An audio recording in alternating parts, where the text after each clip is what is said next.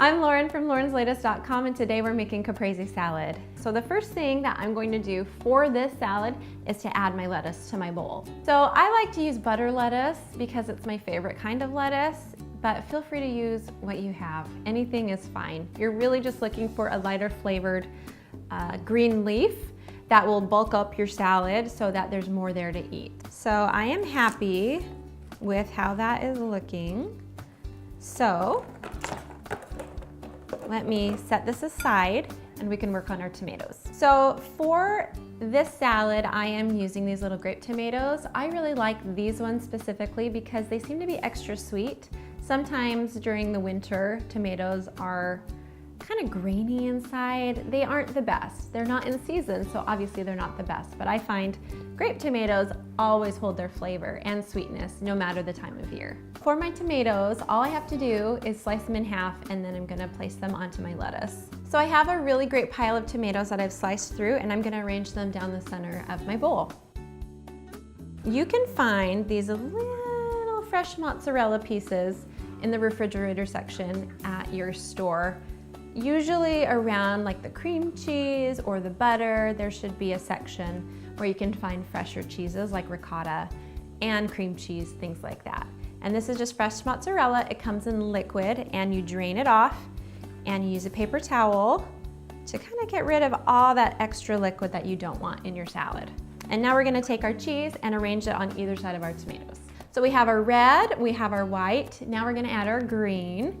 And the green part is not only the lettuce that we added, the extra lettuce, but we're adding fresh basil.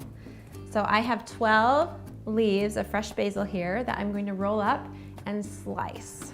So we're gonna actually divide this in half because I left these little spots, just perfect for basil. The last thing that we're going to do before we make the dressing is to add some fresh pepper to our mozzarella.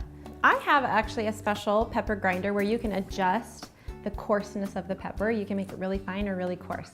I love coarse pepper on my salads. It doesn't matter what salad I'm making. I love fresh, cracked, really chunky pepper. So for our dressing, the first thing we need to do is chop up some fresh garlic. I have 1 clove of garlic. I'm gonna chop it up pretty finely and put it into my bowl.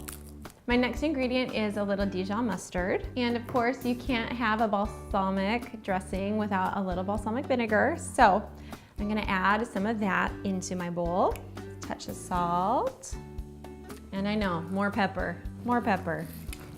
So I'm gonna take a quick minute to whisk this together before I start adding in my olive oil. So I have the mustard pretty well combined with that balsamic vinegar, so I'm gonna start streaming in my olive oil to create my vinaigrette. So once your olive oil is pretty well combined into the rest of the ingredients, then your dressing is done. I like to actually start with my mozzarella balls because those will absorb the most flavor, and then I kind of make my way over to the rest of the ingredients. So just like that, we have a beautiful salad that is such a showstopper. You bring this to any event, any party, any kind of dinner, and you will be the talk of the town. It not only looks gorgeous, but it tastes amazing. For this recipe and more, go to laurenslatest.com.